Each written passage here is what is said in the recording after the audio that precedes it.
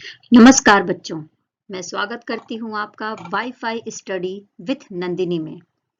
इस चैनल के माध्यम से हम एनसीईआरटी की कुछ प्रमुख पुस्तकों के बारे में अध्ययन करेंगे, जिसमें क्लास 11th, क्लास 12th और क्लास 10th, 9th मेरी कोशिश है कि इन सभी क्लासेस की कुछ प्रमुख विषय को लेकर मैं इस चैनल को आगे बढ़ाऊं, जिसमें बच्चों मैं सबसे पहले स्टार्ट करूंगी इतिहास के बारे में। यानी हम जो सबसे पहले जिस विषय के बारे में पढ़ेंगे वो है इतिहास। बच्चों, इतिहास क्या है? इतिहास हमें हमेशा प्राचीन स्थितियों के बारे में, प्राचीन घटनाओं के बारे में बताता है उनके समय के अनुसार। यानी हमें प्राचीनता से नवीनता की ओर का ज्ञान कराने वाला विषय है इतिहास।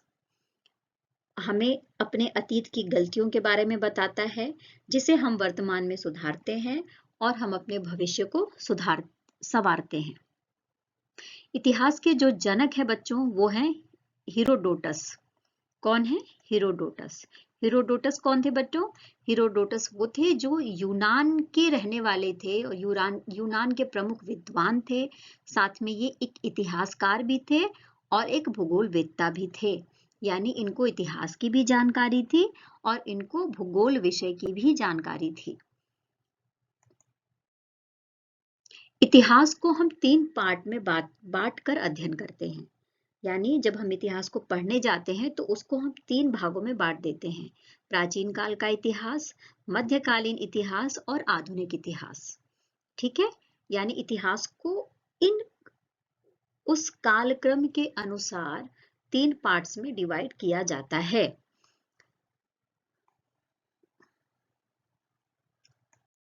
बच्चों, मैं इतिहास में सबसे पहले क्लास 11th की हिस्ट्री को लेकर आई हूं आपके लिए, जिसमें क्लास 11th की जो हिस्ट्री के जो कुछ भी चैप्टर है या जो भी विषय में जो भी पार्ट्स दिए गए हैं, उन सभी पार्ट्स के ऊपर मेरी कोशिश रहेगी कि मैं उसको अच्छे से आपको बता पाऊं, अच्छे से समझा पाऊं और अच्छे से अपनी बात को आप तक पहुंचा पाऊं।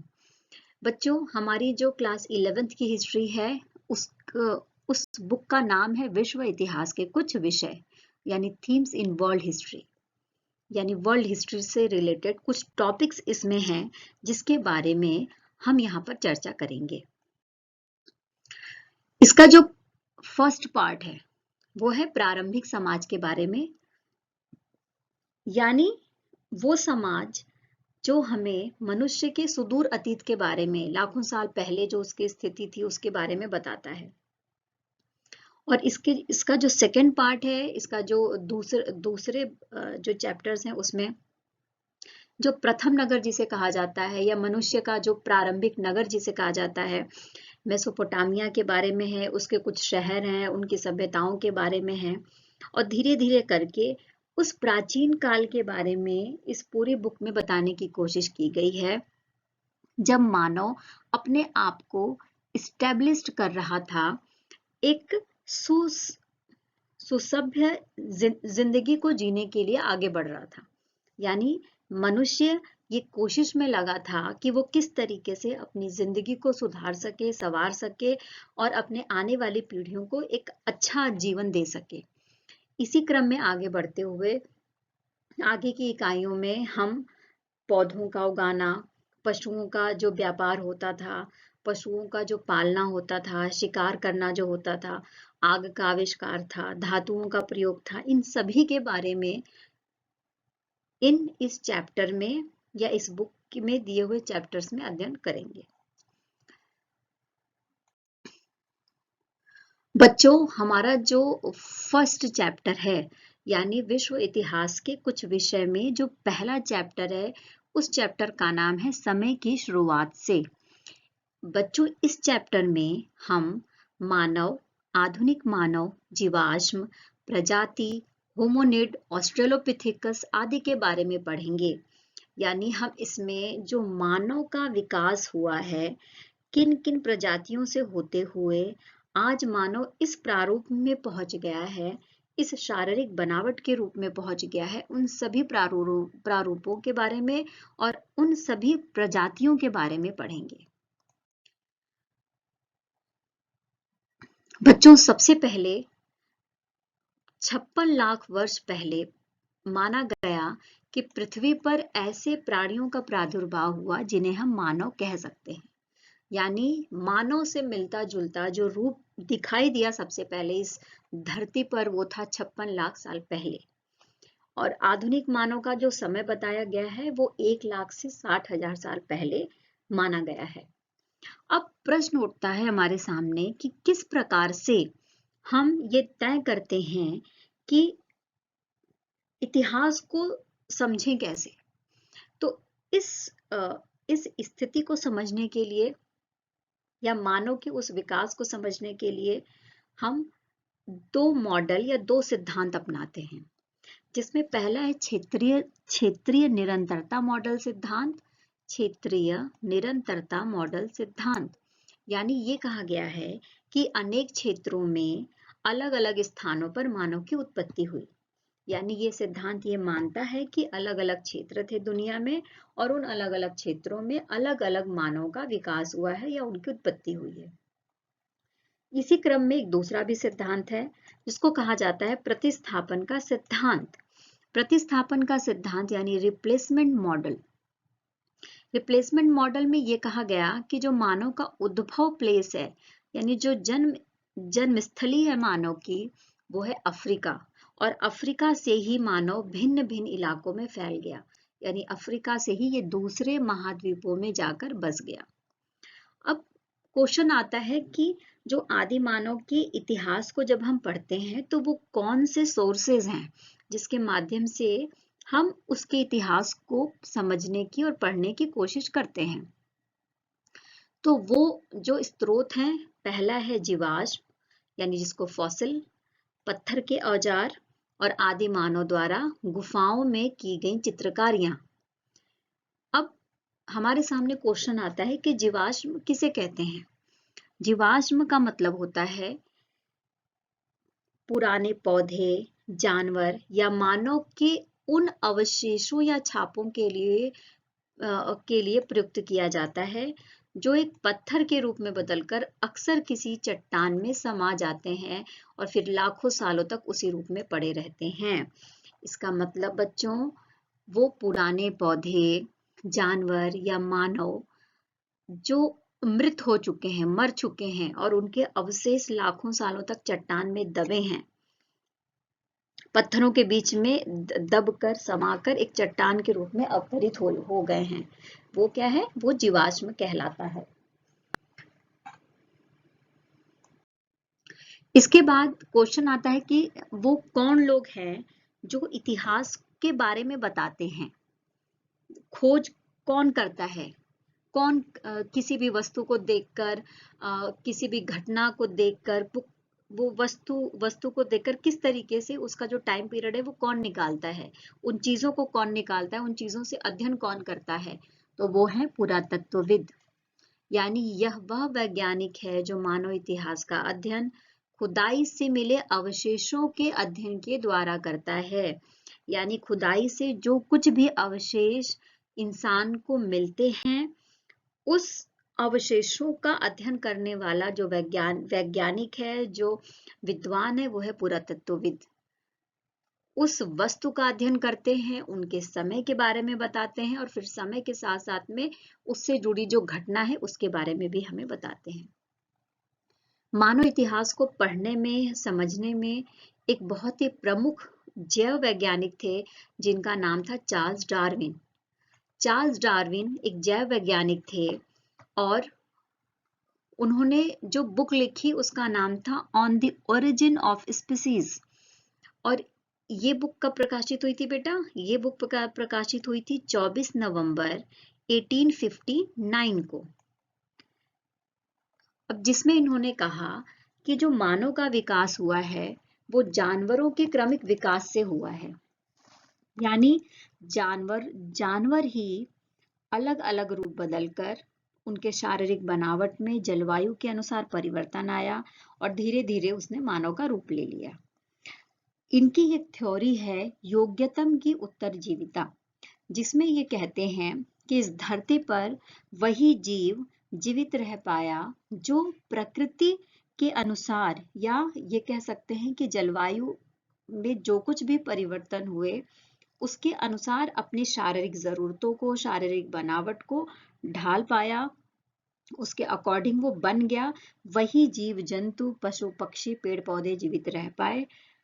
अन्यथा जितने बचे हुए थे जो नहीं रह पाए वो धीरे धीरे समाप्त होते गए। प्रजाति, प्रजाति का मतलब क्या होता है? प्रजाति का मतलब होता है ये जीवों का एक ऐसा समूह है जिसमें नर और मादा मिलकर बच्चे पैदा करते हैं और वही बच्चे आगे प्रजनन करके अपनी संतान उत्पन्न करते हैं, जिससे उनकी पीढ़ियां पीढ़ी दर पीढ़ी आगे बढ़ती रहती हैं। आपकी बुक में यानी एनसीईआरटी की जो बुक है उसमें जीनस शब्द दिया गया है और जीनस का मतलब होता है वंश। प्राइमेट क्या होता है बेटा? प्राइमेट देखो, प्राइमेट स्तनपायी प्राणियों का एक उपसमूह है, ठीक है। यानी हम इस तरीके से समझ सकते हैं कि स्तनपायी जो प्राणी हैं उनका एक उपसमूह है जिसे प्राइमेट कहा गया है। और इसके जो एग्जाम्पल हैं यानी इसमें जो आते हैं वो है वानर, लंगूर और मानव। और आप देखेंगे कि वानर, लंगूर और मानव, इन तीनों की जो शारीरिक बनावट है वो लगभग लगभग एक जैसी दिखेगी, पर चेंजेस भी है शारीरिक बनावट में, लेकिन इनका जो स्ट्रक्चर है वो देखने में एक जैसा लगता है। इनके शरीर पर बाल होते हैं, माता के गर्भ में जो बच्चे होते हैं वो लंबे समय तक पलते हैं, इनके दांत भिन्न भिन्न किस्म के होते हैं, इनकी प्रमुख विशेषताएं हैं ये, ठीक है। इसके बाद आता है होमो। होमो शब्द का मतलब क्या है? होमो लातिनी भाषा का शब्द है जिसका अर्थ होता है आदमी। क्या अर्थ होता है? आदमी। और इसमें स्त्री और पुरुष दोनों शामिल हैं। यहाँ पर ये आदमी शब्द देखकर आप ये मत समझना कि होमो का मतलब होता है आदमी यानी मेल, नहीं। होमो का मतलब होता है आदमी, और ये जो शब्द है ये स्त्री और पुरुष दोनों के लिए शामिल किया गया है। ये वैज्ञानिकों ने ये शब्द दिए हैं। अब जब मानव की प्रजातियों का अध्ययन किया गया तो उनकी विभिन्न विशेषताएं थीं, और उन विभिन्न विशेषताओं के आधार पर और भिन्न भिन्न स्थानों पर पाए जाने के आधार पर उनको कई पार्ट्स में वैज्ञानिकों ने बांटा है, जिसमें सबसे पहले जो होमो का नाम दिया गया वो था होमो हैबिलस। होमो हैबिलस को औजार निर्माता कहा जाता है, यानी ये मानव की वो प्रजाति थी जो बहुत अच्छे औजार बनाते थे। और इनके जो अवशेष पाए गए हैं वो इथोपिया, अफ्रीका महाद्वीप के इथोपिया में ओमो और तंजानिया में ओल्डीवई गोर्ज में इनके अवशेष पाए गए हैं, और यहीं से ही भारी मात्रा में औजार भी वैज्ञानिकों को मिले हैं। इसके बाद जो दूसरा पार्ट है वो है होमो इरेक्टस। होमो इरेक्टस कौन है? होमो इरेक्टस मानव की वो प्रजाति है जिसमें ये जो सीधे खड़े होकर पैरों के बल चल सकते थे, यानी सीधे खड़े हो सकते थे और पैरों के बल चल सकते थे, उसको बोला गया होमो इरेक्टस। और इनके जो अवशेष हैं वो पाए गए हैं एशिया के जोकार्तो, जावा और अफ्रीका के केन्या और कुबुफोरा में। इसके बाद तीसरी प्रजाति है होमो सेपियंस की, जिससे आप सब परिचित होंगे कि कहा जाता है कि जो आज का प्राज्ञ मानव है यानी जो आज का विद्वान मानव है वो होमो सेपियंस की ही प्रजाति है। होमो सेपियंस को चिंतनशील यानी सोचने समझने वाला, प्राज्ञ यानी विद्वान मानव माना गया। और इसका जो प्रथम अवशेष था वो अफ्रीका महाद्वीप में पाया गया।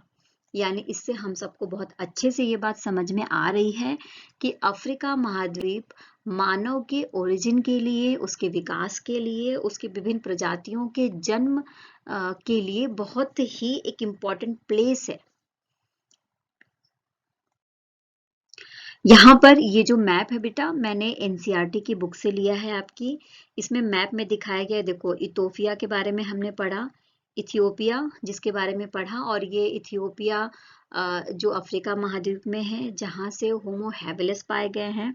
साथ में तंजानिया जहाँ से होमो हैबिलिस पाए गए हैं, और यहाँ पर आप देखेंगे तो यहीं पर कुबुफोरा केन्या है, कुबुफोरा है, ओल्डीवई गोर्ज है जहाँ से होमो इरेक्टस के हमें अवशेष मिले हैं।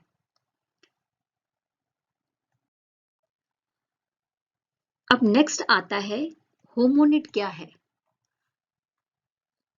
स्टार्टिंग में हमने पढ़ा कि जो आज का मानव है उसका जो प्रारंभिक स्वरूप है वो हमें लगभग 56 लाख साल पहले मिला था। तो जो 56 लाख साल पहले मिला था मानव, उसको होमोनिड कहा गया।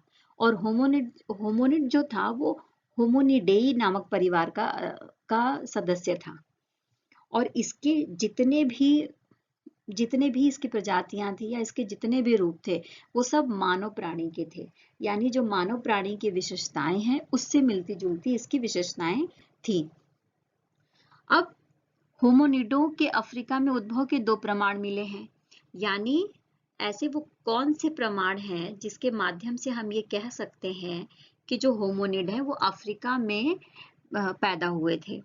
तो अफ्रीके में जो अफ्रीकी वानर हैं जिसको एप कहा गया था, उनके जो लक्षण है, उनकी जो शारीरिक बनावट है, उनका जो तरीका है वो सारा होमोनिडों से बहुत गहराई से जुड़ा हुआ है, बहुत गहराई से मिला हुआ है। सबसे प्राचीन होमोनिड जीवाश्म ऑस्ट्रेलोपिथिकस वंश का है। यानी जो सबसे प्राचीन होमोनिड थे वो कौन थे बेटा? वो थे ऑस्ट्रेलोपिथिकस, जो कहाँ पाए गए थे? पूर्वी अफ्रीका में। अब होमोनिडों की क्या विशेषताएं हैं? होमोनिड की पहली विशेषता है कि इसका जो मस्तिष्क था, इसके मस्तिष्क का आकार कैसा था? बड़ा था। इनके पास पैरों के बल सीधे खड़े होने की क्षमता होती थी। यानी इनके अंदर वो एबिलिटी थी जिसके माध्यम से ये अपने पैरों के बल पर सीधे खड़े हो सकते थे। ये 2 पैरों के बल पर चल सकते थे। इनके हाथों में ऐसी दक्षता आ चुकी थी, ऐसी एबिलिटी आ चुकी थी जिससे ये औजार बना सकते थे और उनका इस्तेमाल कर सकते थे। हाथ औजारों के प्रयोग के लिए हाथों को अलग अलग तरीके से, उंगलियों को अलग अलग तरीके से घुमाना, मोड़ना, इन चीजों का इस्तेमाल किया जाता है, इन एक्टिविटीज का इस्तेमाल किया जाता है जो उसके डेवलपमेंट के बारे में बता रहे हैं। अब होमोनाइड क्या है? होमोनाइड देखो, होमोनाइड बंदरों से कई तरह से भिन्न थे। हमें पता है कि मानव जो है सबसे पहले बंदर था, लेकिन यहाँ पर हम शारीरिक बनावट, मानसिक जो एबिलिटी थी, यानी जो बुद्धि का विकास था, उनके आधार पर उन्हीं को अलग अलग पार्ट में डिवाइड कर रहे हैं और उनके बारे में पढ़ रहे हैं। तो जिसमें अभी हमने होमिनिड के बारे में पढ़ा था पहले, अब हम पढ़ेंगे होमिनाइड के बारे में। तो ये क्या थे? ये बंदरों से अलग थे, बंदर नहीं थे, बंदरों से अलग थे। इनका शरीर बंदरों से कैसा था? बड़ा था। ये देखो, इनका शरीर बंदरों से कैसा है? बड़ा बड़ा है। और इनकी पूंछ नहीं थी। बंदरों की पूंछ होती है, लेकिन इनकी जो होमोनाइड है इनकी पूंछ नहीं थी। होमोनिडों के विकास और निर्भरता की अवधि भी अधिक लंबी होती थी। यानी जो इनका विकास हो रहा है, इनकी जो निर्भरता की जो अवधि थी वो लंबी थी। बेटा यहाँ पर देखो अंतर लिखा हुआ है होमोनिड में और होमोनाइड में। तो सबसे पहले हम होमोनाइड के बारे में पढ़ेंगे। देखो, इनका मस्तिष्क कैसा था? छोटा था होमिनाइडों का। 4 पैरों के बल पर चलते थे। और शरीर का जो अगला हिस्सा था, शरीर का अगला हिस्सा कैसा है? लचकदार है। ठीक है। इनके हाथों की बनावट कैसी थी? अलग थी। किससे? होमिनिडों से। और ये औजार का उपयोग इनको नहीं पता था। इनको नहीं पता था कि औजार क्या होते हैं, उसका उपयोग कैसे करते हैं। और इनकी उत्पत्ति, जो होमोनिडों की उत्पत्ति है, उससे पहले हुई थी। यानी हम कह सकते हैं कि बंदरों के बाद होमोनाइड और होमोनाइड से ही होमिनिडों का विकास, और होमोनिडों के विकास से ही जो विभिन्न प्रकार की मानव की प्रजातियां हैं उनकी उत्पत्ति हमें समझ में आती है। और इसी क्रम में आगे बढ़ते हुए होमोनिडों में ही होमो हैबिलस, होमो इरेक्टस, होमो सेपियंस, ऑस्ट्रेलोपिथिकस, निएंडरथल, ये सभी शामिल हैं। यानी वानर, फिर होमोनाइड और फिर होमोनिड, और होमोनिड में ही जो मानव के विभिन्न प्रकार की प्रजातियां हैं उसके बारे में बताया गया है। अब यहाँ पर क्या है, मस्तिष्क का आकार बड़ा होने लगा। क्यों? क्योंकि मस्तिष्क का जो प्रयोग है वो बड़ी अधिक मात्रा में किया जाने लगा।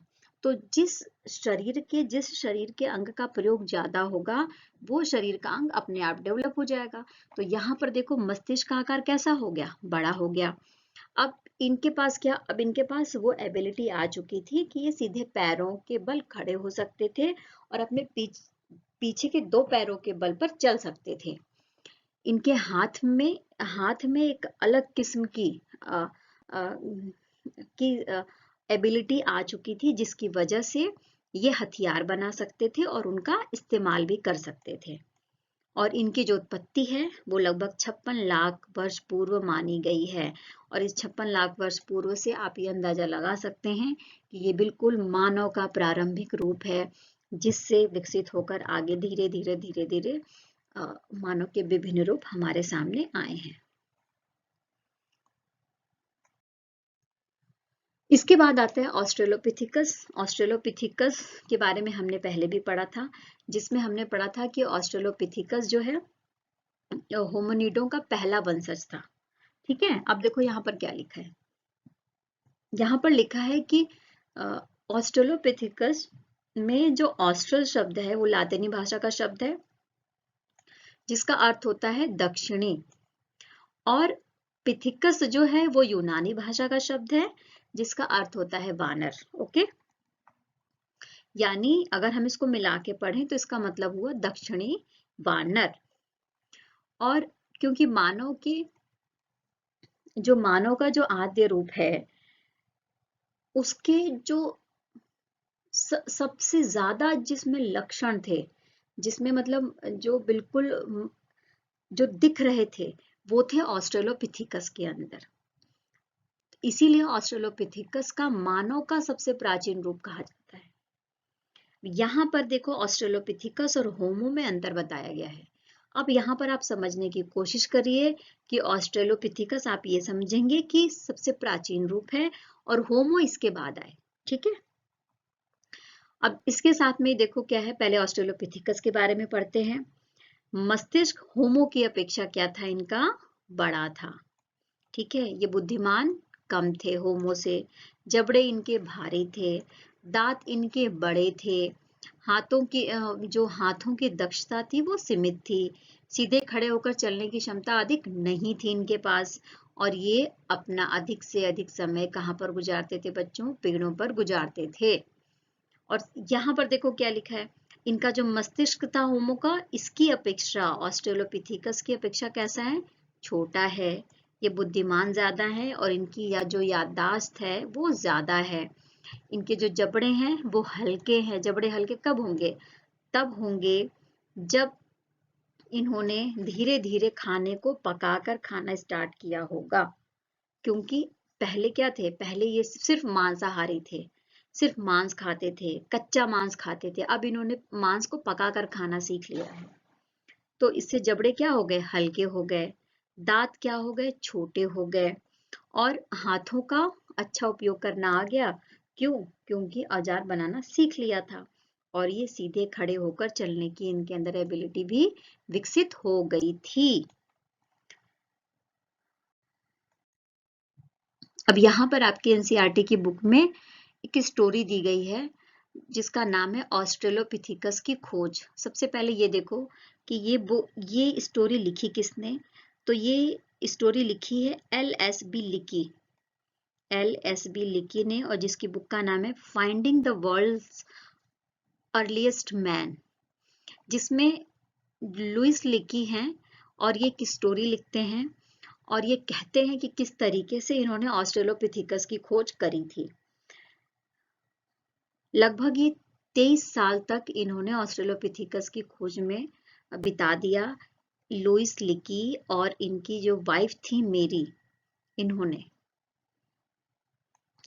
बहुत ही इंटरेस्टिंग एक स्टोरी लिखी है आपकी बुक में, जिसमें ये कहते हैं कि किस तरीके से मैं बीमार था, मुझे बुखार हुआ था और मैं सो रहा था, मैं हल्की नींद में था, और जब मैं हल्की नींद में था तो मैं सपने देख रहा था, और जब मेरी आँख खुली तो मैंने मेरी को चिल्लाते हुए देखा, और मेरी बोल रही थी मुझे वो मिल गया, मैंने उसे पा लिया, मैंने उसे पा लिया, अ, मैंने उसे पा लिया।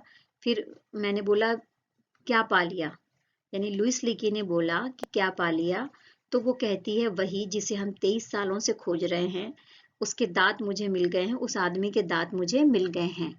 इस तरीके से ऑस्ट्रेलोपिथेकस की खोज की एक बहुत ही इंटरेस्टिंग स्टोरी आपकी बुक में लिखी हुई है, और ये डायग्राम में भी देखो, जो भी विशेषताएं हमने ऑस्ट्रेलोपिथेकस की पहले पढ़ी हैं, वो सारी विशेषताएं इस खोपड़ी को देखकर आपको समझ में आ गई होंगी। मस्तिष्क देखो बड़ा है, जबड़े का आकार देखो बड़ा है, ठीक है। यहाँ पर इवोल्यूशन ऑफ द स्कल, यानी किस तरीके से जो स्कल है उसका डेवलपमेंट हुआ है, यानी सबसे पहले ऑस्ट्रेलोपिथेकस आता है, उसका स्कल देखो किस तरीके से दिया गया है। फिर होमो इरेक्टस आता है, जो सीधे पैरों के बल पर खड़ा हो सकता है। उसके स्कल को, उसके मस्तिष्क के आकार को देखिए, उसके जबड़े के आकार को देखिए। फिर होमोसेपियंस आता है, और होमोसेपियंस में भी जो प्राचीन है वो है निएंडरथल, यानी होमोसेपियंस में ही जो सबसे पहले आया वो कौन था, निएंडरथल आया। तो ये निएंडरथल की जो खोपड़ी है उसका आकार दिया गया है। फिर होमोसेपियंस का ये रूप जो आज के मानव का है, बहुत अच्छे तरीके से दिया गया है। इसके बाद हम आते हैं ध्रुवीय हिमाच्छादन पर, यानी polar ice cap. Polar ice cap की जो शुरुआत है, ध्रुवीय हिमाच्छादन शब्द पर आइए। ध्रुवीय मतलब पोल्स के बारे में बात की जा रही है।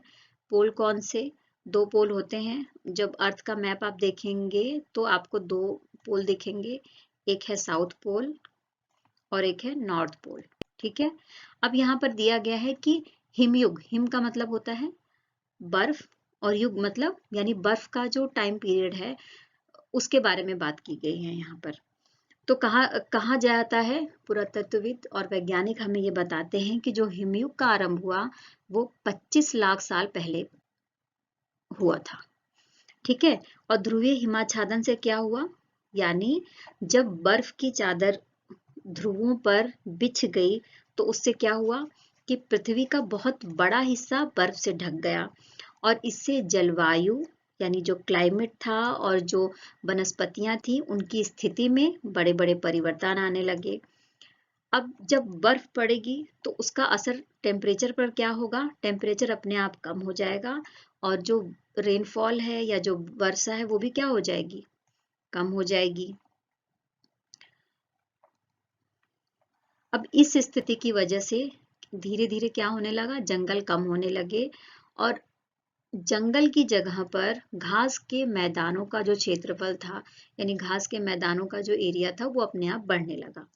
अब इससे जो ऑस्ट्रेलोपिथेकस की जब हम स्थिति के बारे में पढ़ रहे थे तो हमने पढ़ा था कि ये अपना ज्यादातर समय पेड़ों पर बिताता था।